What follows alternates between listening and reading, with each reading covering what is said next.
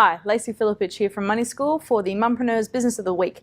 I jumped the gun yesterday. I thought today was going to be off a day, but it's actually Thursday and it's Q&A day. So I'm going to start you off with a few questions that I commonly get asked to cover today.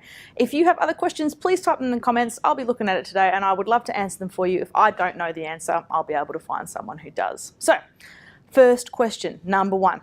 I always get asked, should I buy property or shares? Okay. This is highly dependent on what you like to do with your money and how much time you want to invest in your management of your investments. Look, I think both are great. I've read a lot of Scott Pape, who's the barefoot investor, and he doesn't like property because you have to have debt and you overinvest and people stuff it up. Like only 4 out of 10 people actually make money out of property because they don't hold it for long enough or they bought the wrong property or that kind of thing. I really like property. Property has been a cornerstone of my investing. It's where I started and I certainly try to hang on to my properties. I prefer not to get rid of them. And the reason for that is just leverage.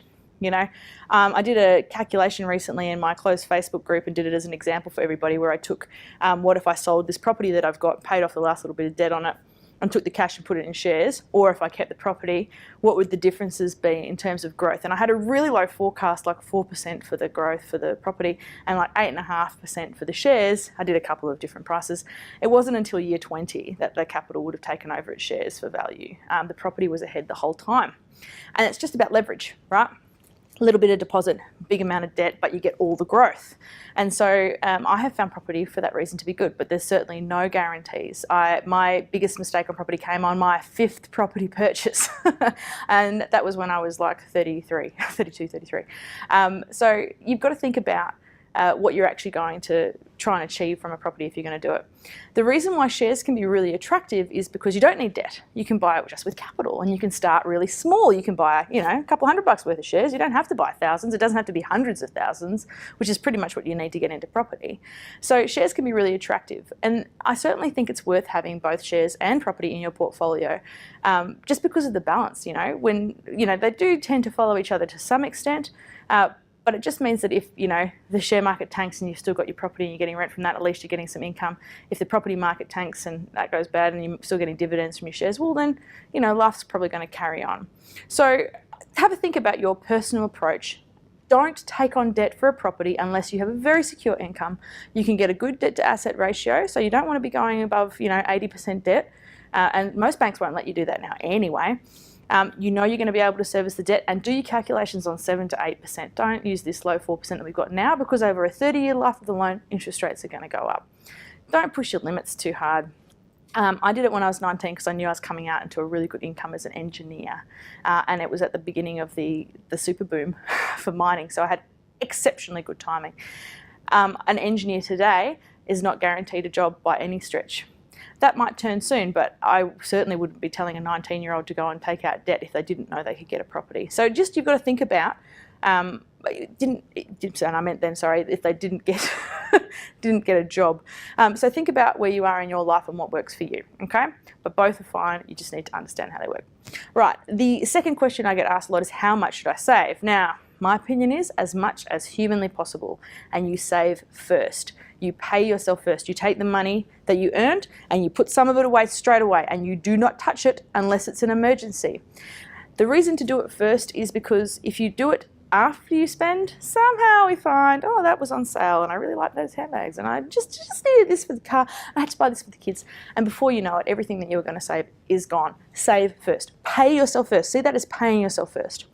I like people to save at least 20% of their after-tax income if they can. And people go, oh, that sounds like a lot. What about 10%? You're just not going to cut it with 10%. The superannuation calcs that were done for our lifetime, looked at least 15%.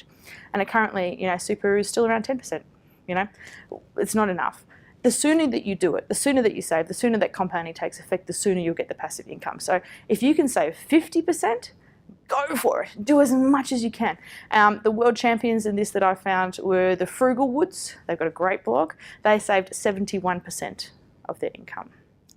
The result of that, they retired at 33. 2 of them, they've got a kid and a bub, and they have a wonderful life. Save as much as you can, at least 20%. That's what I like to tell people. Okay, the third question I get asked a lot is, I've got this debt and I've got some money coming in. Now, should I take the money to invest or should I pay down the debt? Now, nearly always the answer will be pay down the debt. The reason for that is the debt, it depends on the rate at which you're paying the debt. 4% debt, okay, so it's quite low. That's what you get on a mortgage. But if it's on a credit card and it's 18%, you are not going to beat that. There are very few people in this world that will beat a regular 18% return. You'd be beating 95%, actually probably almost all of the superannuation funds.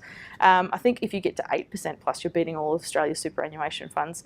It's very hard to guarantee high returns with that capital that would justify paying the interest. That's why I'm not a big fan of margin loans for shares. I think if you have a bad year and the dividends don't get paid, well then, you've got to stump up the extra cash and then it is debt. So my opinion is generally get rid of the debt, and the sooner you get rid of the debt and start, I think you should also save some money if you can to have a buffer fund so that you don't go into debt again if an emergency happens while you're paying off the debt. But I wouldn't be going and buying an investment property with it, and I'd be thinking twice about buying shares with it just because you want it available if there's an emergency and you want to get rid of that debt. The sooner you get rid of the debt, the better. One exception, good debt on a property that is an investment property and that pays you dividends. So that would be the one time I'd say, yeah, probably better to go and do something with the money. Okay, fourth question. Now, this is one that my mother loves to talk to, and I'll draw on her example, but we hear it all the time. And it is people saying, I'm on a low income, I am a single mum, or we don't have much money, and I have children and I can't earn much right now. I can't ever be financially independent, can I? And they ask, is this ridiculous? I can never get there. Well, it might not happen tomorrow, okay? You've got to wait until you're able to put some of your income aside to save. And don't stress out too much if that's not happening right now. When you have young kids, try to enjoy them. Yes, you won't make the money at that point in time, but don't beat yourself up over that. And I guess that's my mum's advice to most people is don't stress out too much. There will come a time when you can save money.